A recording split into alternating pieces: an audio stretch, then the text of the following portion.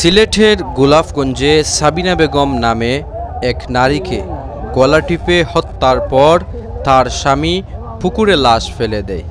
স্থানীয় লোকজন লাশ দেখতে পেয়ে খবর দিলে পুলিশ এসে সাবিনার লাশ উদ্ধার করে এবং তার স্বামীকে গ্রেফতার করে। সাবিনা বেগম গোলাপগঞ্জ উপজেলার ঢাকা দক্ষিণ ইউনিয়নের সুনামপুর গ্রামের বাসিন্দা। তার স্বামীর নাম আনুর আলী। পুলিশ ও স্থানীয় বাসিন্দারা জানান, গত মঙ্গলবার সাবিনা স্বামীকে নিয়ে একই উপজেলার বাদেপাশা ইউনিয়নের নুয়াই গ্রামে তার বাবার বাড়িতে বেড়াতে যান। পরদিন গতকাল বুধবার সকালে বাড়িতে ফেরার পথে স্বামী আনুর আলী স্ত্রীকে হত্যা করে লাশ পুকুরে ফেলে দেয়। পরে স্থানীয়রা পুকুরে লাশ দেখতে পেয়ে থানায় খবর দেন। পুলিশ এসে লাশ উদ্ধার করে ময়নাতদন্তের জন্যে হাসপাতালের মর্গে পাঠায়।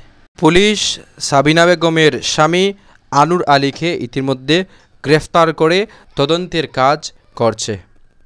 গোলাপগঞ্জ মডেল থানার ভারপ্রাপ্ত কর্মকর্তা ওসি মোহাম্মদ মনিরুজ্জামান মোল্লা জানান, প্রাথমিক জিজ্ঞাসাবাদে আনুর আলী জানিয়েছে পারিবারিক কলহের জের ধরে তিনি তার স্ত্রীকে গলা টিপে হত্যা করেন।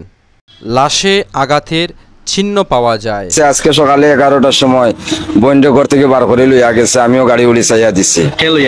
ওই বনি জামাই লইয়া গেছে। এখন নাম কিটা? আনুমিয়া। এখন সুনামপুর বিয়া দিছে বোন। এখন যে অত বড় ঘটনা করলো, নিয়া খানো মারিয়া ফেলাইলো, হেয়া ফেলাইছে না তার বাড়িওয়ালা মারিয়া ফেলাইছে। এখন কিরকম, এখন তো আমরা কোনটা পাইয়া না তুকাইয়া 11টার সময় সকালে লইয়া গেছে। এখন আমরা তাহাল রিপোর্ট চলের এখানে আমরা গোলাপগঞ্জ মডেল থানার সম্মানিত ওসি মহোদয় জনাব মনিরুজ্জামান মোল্লা স্যার এখানে আসেন এবং কুশিয়ারা পুলিশ তদন্ত কেন্দ্রের সম্মানিত দায়িত্বশীল বিন্দু আছেন প্রশাসন।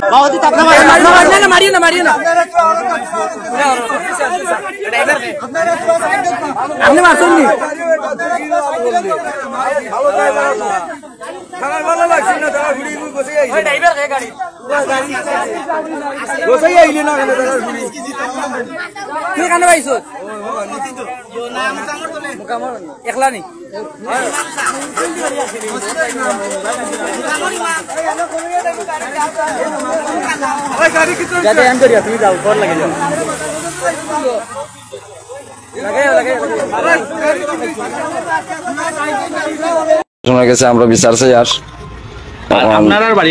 আমরা বাড়ি নয় বাদেপাশা ইউনিয়নের নয় গ্রাম সুনামপুর।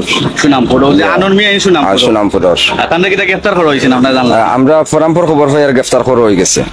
আচ্ছা ঠিক আছে, পুলিশে অবশ্যই আপনার বোনের কেমন আগে বিয়া দিছিলা? আজকে 1 বছর হয়েছে। 1 বছর হয়েছে, আজকেও 1 বছর। সম্পূর্ণ নয়, স্বামীর বাড়ি হচ্ছে গিয়া সুনামপুর।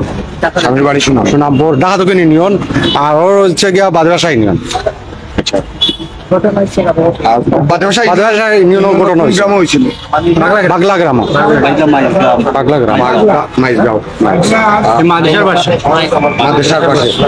আচ্ছা ভাই, এটা কোনো তথ্য পাওয়া গেছে না? আপনারা জানেন যে এখানে পুলিশ আসামে ধরা হয়ে গেছে, আসামে নিয়ে হওয়ার